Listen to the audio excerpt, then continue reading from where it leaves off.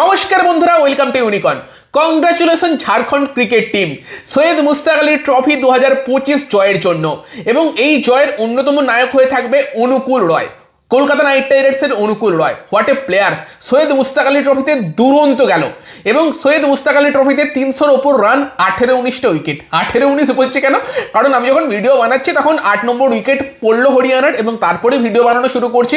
5 ওভারে এখনো 100 রান দরকার, 2টো উইকেট হাতে আছে, তারা জিততে পারবে না। অনুকূলের 1টা ওভার এখনো আছে, এখন অব্দি তার 18টা উইকেট, যদি নিয়ে নেয় আর একটা উইকেট তাই বললাম আর কি।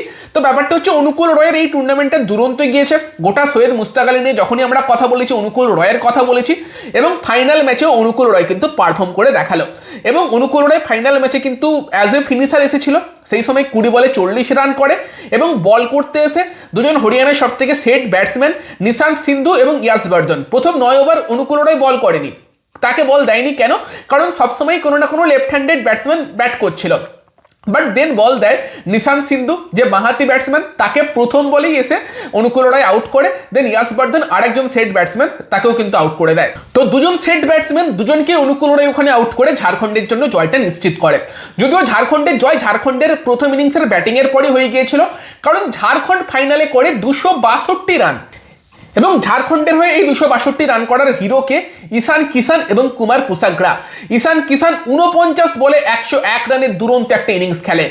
গোটা টুর্নামেন্টেই ক্যাপ্টেন ঈশান কিষানের দুরন্ত গিয়েছে এবং এটা কিন্তু ঈশান কিষানের জন্য একটা ভালো ব্যাপার। ধীরে ধীরে সে কিন্তু নিজের ফর্মটা খুঁজে পাচ্ছে। ঈশান কিষান কেন ড্রপ হয়েছিল ভারতীয় টিম থেকে? কারণ সে নাকি ডোমেস্টিক খেলতে চায়নি এবং সেই কারণে তাকে অজিত আগারকার ড্রপ করেছিল। বাট এখন ঈশান কিষান ডোমেস্টিকও খেলছে, নিজের টিমকে সৈয়দ মুস্তাক আলী ট্রফির মধ্যে একটা টুর্নামেন্টও জিতিয়ে দিল as a captain. Well done Ishan Kishan, সব থেকে বেশি রান করেছে এই টুর্নামেন্টে, দারুণ ব্যাটিং করেছে। এবং কুমার কুসাগ্রারও এই টুর্নামেন্টটা দুরন্ত গিয়েছে, 38 বলে 81 করে, লাস্টে কিন্তু ভালো ফিনিশ করে অনুকূল রয় এবং রবিন মিন্স। সেই দুজনে মিলে কিন্তু 262 রানে পৌঁছে দেয় ঝাড়খণ্ডের স্কোর। বল করতে এসে শুরু থেকেই ঝাড়খণ্ড অন টপ ছিল, পাওয়ার প্লেতেই 3টে উইকেট নিয়ে নেয়। দেন একটা পার্টনারশিপ হয়েছিল যেটা এসে অনুকূল ভাঙে এবং দেন কিন্তু হরিয়ানার কাছে আর বিশাল কিছু করার ছিল না। সামন্স জাখার একটাই প্লেয়ার ছিল যে কিছুটা অঘটন ঘটিয়ে দিতে পারতো, বাট সেও লাস্ট অব্দি আউট হয়ে গিয়েছে এবং ঝাড়খণ্ড কিন্তু 2025-এর সৈয়দ মুস্তাক আলী ট্রফি জিতছে। আমি খুব করে চাইছিলাম আজকে যেন ঝাড়খণ্ড জেতে, কারণ গোটা টুর্নামেন্ট জুড়ে দুরন্ত খেলেছে, তারা খুব ভালো খেলেছে এবং সেই জায়গাতে দাঁড়িয়ে অনুকূল রয়ও দুরন্ত খেলেছে। অনুকূল রয় কিন্তু এই সৈয়দ মুস্তাক আলী ট্রফির ম্যান অফ দ্য টুর্নামেন্ট হবে, যেটা আমার মনে হচ্ছে। কারণ অনুকূল রয় কি করেছে? 300-র ওপর রান করেছে এবং 18 বা 18+ উইকেট নিয়েছে।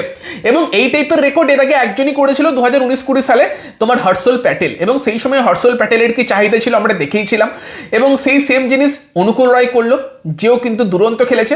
এবং এর আগে যদিও 300+ রান, 10-এর ওপর উইকেট হার্দিক পান্ডিয়া, রিয়ান পারাগার, নীতিশ রানা নিয়েছে সৈয়দ মুস্তাক আলী ট্রফিতে, বাট তারা ওই 10টা 11টা করে উইকেট নিয়েছিল, এরকম 18-19টা উইকেট কিন্তু কেউ নেয়নি। তো সেই জায়গাতে দাঁড়িয়ে অনুকূল দুরন্ত সৈয়দ মুস্তাক আলী ট্রফিতে গিয়েছে। এই সৈয়দ মুস্তাক আলী ট্রফির বেস্ট আর কি প্লেয়ার তাকেই আমরা বলতে পারি, মোস্ট ভ্যালুয়েবল প্লেয়ার তাকে আমরা বলতে পারি।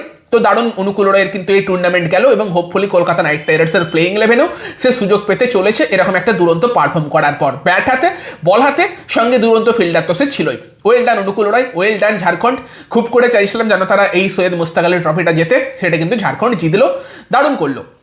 তো সেখানে ঝাড়খণ্ডের এই সৈয়দ মুস্তাক আলী ট্রফি জয়, ঈশান কিষানের ব্যাটিং, অনুকূলের ওভারঅল ব্যাটিং বোলিং পারফরমেন্স, সেই সব নিয়ে কি বলবে কমেন্টে জানিও। আর এরই সঙ্গে সঙ্গে কলকাতা নাইট রাইডার্সের আরেকটা বিষয় নিয়ে অনেকদিন ধরেই কথাবার্তা হচ্ছে, সেটা হচ্ছে মুস্তাফিজুর রহমান। তাকে কলকাতা নাইট রাইডার্স কি পুরো আইপিএল অ্যাভেলেবেল পাবে? বাংলাদেশের প্লেয়ারদের একটা এনওসি ইস্যু হয়, বাংলাদেশ ক্রিকেট বোর্ড কি এনওসি দেবে মুস্তাফিজুর রহমানকে? তো যে আপডেট বেরিয়ে আসছে, মোটামুটি পুরো আইপিএল এর জন্য মুস্তাফিজুর অ্যাভেলেবেল থাকবে। মোটামুটি বলছি কেন, মাঝখানে 8 দিনের জন্য কিন্তু সে অ্যাভেলেবেল থাকবে না এপ্রিল মাসে। সেই সময় কিন্তু নিউজিল্যান্ড ট্যুর করছে বাংলাদেশে এবং নিউজিল্যান্ড যদিও তাদের বি টিম সি টিম পাঠাবে, যেই টিমে তাদের যারা আইপিএল খেলছে সেই প্লেয়াররা থাকবে না। তবে বাংলাদেশের জন্য এখন ওয়ার্ল্ড কাপে কোয়ালিফাই করার জন্য নিউজিল্যান্ডের এগেনস্টে ওডিআই সিরিজটা জেতা খুবই গুরুত্বপূর্ণ। তো নিউজিল্যান্ডের সঙ্গে ওডিআই আর টি20 সিরিজ আছে, বাট যে ওডিআই সিরিজ, সেই সিরিজের জন্য কিন্তু মুস্তাফিজুরকে বাংলাদেশ এনওসি দেবে না। সেই সিরিজটা মুস্তাফিজুরকে গিয়ে খেলতে হবে, বাট টি20 সিরিজ সম্ভবত মুস্তাফিজুর খেলবে না। সেই সময় কিন্তু সে কলকাতা নাইট রাইডার্সের হয়ে খেলার জন্য এনওসি পেয়ে যাবে। মানে যেটা ওডিআই সিরিজ আছে ওই 8 দিনের মতো একটা সময়, সেই সময়টাই কিন্তু মুস্তাফিজুর কলকাতার জন্য অ্যাভেলেবেল থাকবে না, যেই সময় কলকাতা হয়তো 2 থেকে 3টে ম্যাচ খেলবে। তো সেই সময়টাই মুস্তাফিজুর অ্যাভেলেবেল থাকবে না। পাথিরানে যদি সন্দেহ থাকে সেটা খুব একটা বড় ইস্যুও হবে না, না থাকলে হতে পারে, বাট দেন সে কিন্তু টি-20 সিরিজ খেলবে না, আবার কামব্যাক করবে কলকাতা নাইট রাইডার্স টিমে। 8 দিনের জন্য তাকে কেকেআর পাবে না, বাকি গোটা মরসুম পাবে। তো সেই জায়গাতে দাঁড়িয়ে কিন্তু এটাই মুস্তাফিজুর রহমানকে নিয়ে আপডেট। কলকাতা মোটামুটি গোটা সিজনের জন্যই তাকে পাচ্ছে, মাঝখানে এপ্রিল মাসে 8 দিন সে শুধু নিউজিল্যান্ডের সঙ্গে ওডিআই সিরিজটা খেলতে যাবে। তো এই আপডেটই বেরিয়ে আসছে। তো যদি ভিডিওটা ভালো লাগে ভিডিওটাকে লাইক করে দিও, শেয়ার করে দিও, আমাদের চ্যানেলে প্রথমবার এলে চ্যানেলটিকে সাবস্ক্রাইব করে তার পাশের বেল আইকনটাকে অন করে দিও। তো চলো গাইস, এই ভিডিওতে এই পর্যন্তই, বাই বাই।